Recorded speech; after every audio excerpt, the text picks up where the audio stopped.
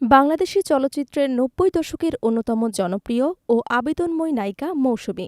একসময় তার উপস্থিতি মানে ছিল সিনেমা হল ভর্তি দর্শক।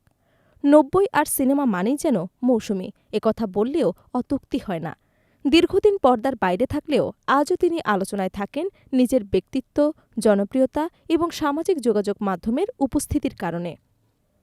বেশ কয়েক বছর ধরেই মৌসুমী ও চিত্রনায়ক ওমর সানি এবং সন্তানদের নিয়ে যুক্তরাষ্ট্রের নিউ জার্সিতে বসবাস করছেন। সেখানে পরিবারকে সময় দেওয়ার পাশাপাশি মাঝে মধ্যে অভিনয়ে দেখা যায় তাকে। যুক্তরাষ্ট্রে বসেই কিছু নাটক ও টেলিফিল্ম অভিনয় করেছেন মৌসুমী, যেগুলোর শুটিংও সেখানেই সম্পন্ন হয়েছে। অন্যদিকে ওমর সানি বাংলাদেশে অবস্থান করে নানা ব্যবসায়িক কাজে ব্যস্ত সময় পার করছেন। কখনো বিভিন্ন পণ্যের প্রচারণায়, কখনো নিজের রেস্টুরেন্ট ব্যবসা নিয়ে সামাজিক যোগাযোগ মাধ্যমে সক্রিয় থাকতে দেখা যায় তাকে।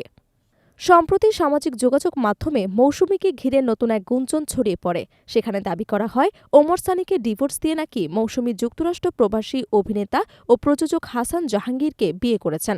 বিষয়টি মুহূর্তেই ভাইরাল হয়ে যায় এবং নানা ধরনের মন্তব্য, এমনকি অশালীন কথাবার্তাও ছড়াতে থাকে।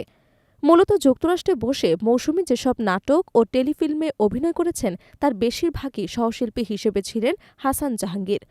সুন্দরী পিএস চাই, কন্ট্রাক্ট ম্যারেজ সহ একাধিক টেলিফিল্মে একসঙ্গে অভিনয় করেছেন তারা। এসব কাজের প্রচারণার সময় তোলা কিছু ছবি ও ভিডিও সামাজিক যোগাযোগ মাধ্যমে ছড়িয়ে পড়ে, যেগুলো থেকেই গুজবার সূত্রপাত হয় বলে মনে করছেন সংশ্লিষ্টরা।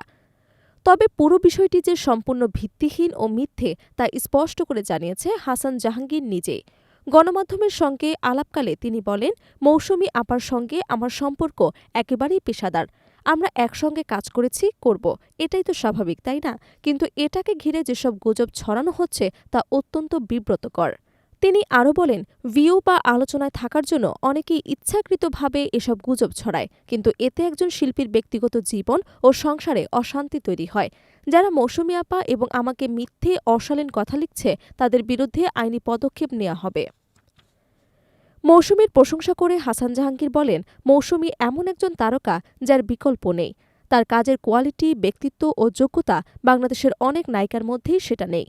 একই সঙ্গে তিনি প্রশ্ন ছুড়ে দেন, মৌসুমী কেন আমাকে বিয়ে করবেন? তার এত কিসের অভাব? তার পরিবার আছে, সন্তান আছে, যুক্তরাষ্ট্রে সুন্দরভাবে সেটেল হয়েছে। এই গুজব নিয়ে বিব্রত হয়েছেন ওমর সানিও, যদিও এখন পর্যন্ত তিনি প্রকাশ্যে কোনো মন্তব্য করেননি। তবে ঘনিষ্ঠ সূত্রে জানা গেছে বিষয়টি নিয়ে অত্যন্ত বিরক্ত তিনি। মৌসুমী নিজেও এখনও সরাসরি কোনো বক্তব্য না দিলেও খুব শিগগিরই আইনি পদক্ষেপ নেওয়া হবে বলে নিশ্চিত করেছেন সংশ্লিষ্টরা।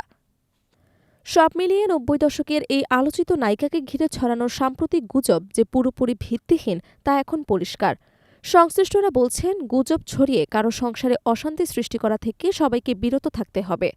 জনপ্রিয়তা মানেই ব্যক্তিগত জীবন নিয়ে অবাধ মন্তব্যের সুযোগ নয়, এই বার্তাই যেন আবারও সামনে এলো।